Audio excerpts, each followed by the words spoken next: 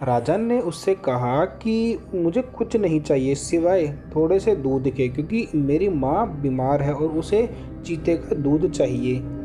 मादा चीते ने तुरंत ही उसकी बोतल में अपना दूध भर के वो बोतल उसको दे दी और वो राजा अपने साथ में वो दूध लेके आ गया।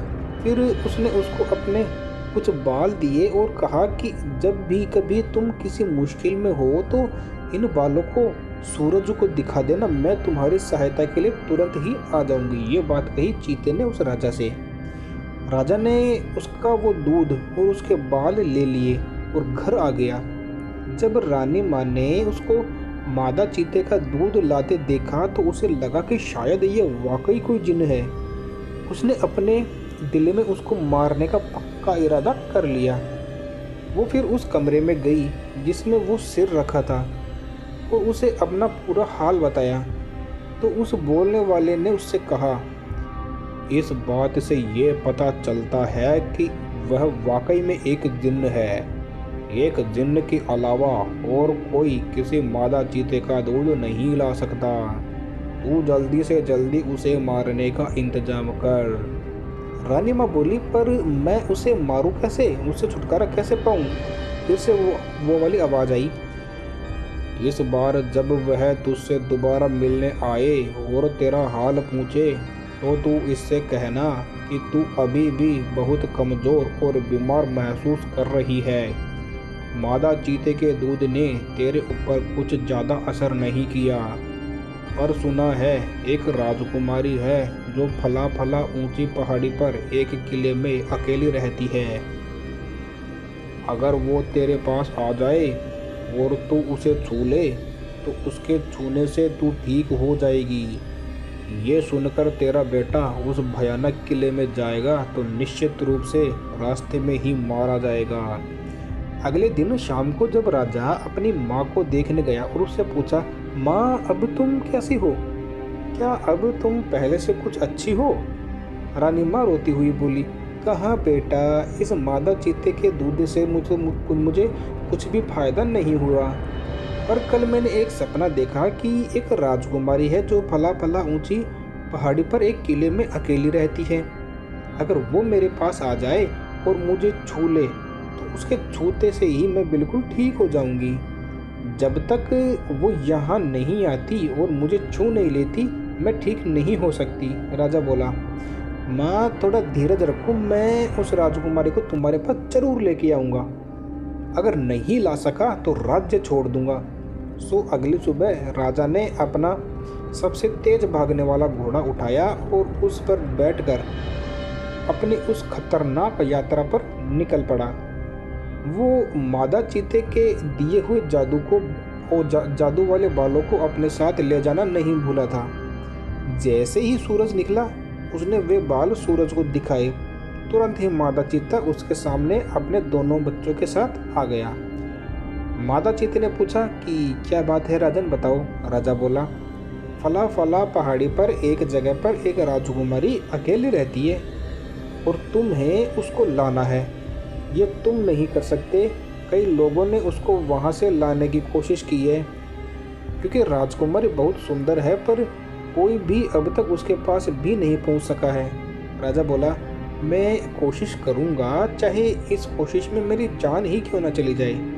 ये कहते हुए राजा वहाँ से चल दिया। मादा चीता अपना भला करने वाले को इस तरह अपने को छोड़कर जाते हुए नहीं देख सकती थी, सो वो अपने दोनों बच्चों के साथ उसके पीछे पीछे दौड़ी और उसने अपने ऊपर चढ़ जाने को कहा। राजा उसके ऊपर बैठ गया और वे सब कुछ ही देर में उस किले के पास पहुंच गए। वहां पहुंचकर मादा चीता राजा से बोली, देखो यहाँ पर इस किले के 3 दरवाजे हैं। राजकुमारी के पास पहुंचने से पहले उन तीनों दरवाजों से होकर गुजरना जरूरी है। पहले दरवाजे के पास एक बहुत बड़ा लोहे का टुकड़ा रखा है जिसको एक लकड़ी की कुल्हाड़ी से तोड़ना जरूरी है, नहीं तो दरवाज़ा नहीं खुलेगा। दूसरे दरवाजे के पास एक नकली गाय खड़ी है जिसके चारों तरफ असली जिन्न खड़े हैं।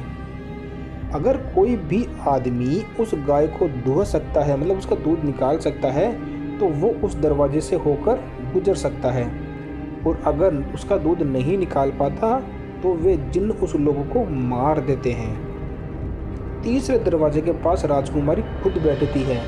अगर वह तुमसे खुश है तो वो तुम्हारा स्वागत करेगी, और अगर खुश नहीं है तो वो तुमको मार देगी। ये सब बात सुन के राजा बहुत डर गया।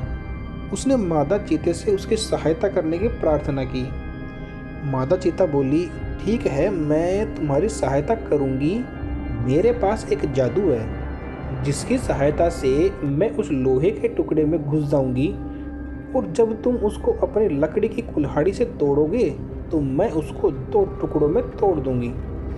चौकीदार सोचेगा कि तुमने वो लोहे का टुकड़ा तोड़ा है, और वो तुमको पहले दरवाजे से अंदर जाने देगा।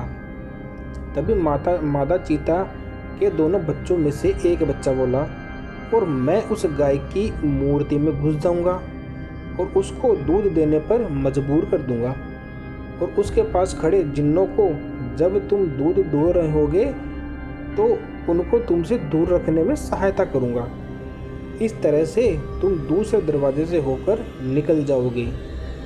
इसके बाद मादा चीते के दूसरे बच्चे ने कहा, और मैं राजकुमारी की आंखों में अपना जादू डाल दूंगा, जिससे जब वो तुम्हारी तरफ देखेगी तो तुम उसको सूरज की तरह से चमकीले नजर पाओगे। सो वो तुमको देखते ही अपना तीसरा दरवाज़ा खोल देगी, और फिर जो तुम कहोगे वही करेगी। सो उन तीनों ने अपने अपने वायदे वफादारी से निभाए। इस तरह से राजा तीसरे दरवाजे के पार पहुंच गया। राजकुमारी ने जैसे ही उसको देखा तो उसकी बहादुरी और सुंदरता से बहुत प्रभावित हुई। उसने राजा से अपने साथ शादी करने के लिए कहा।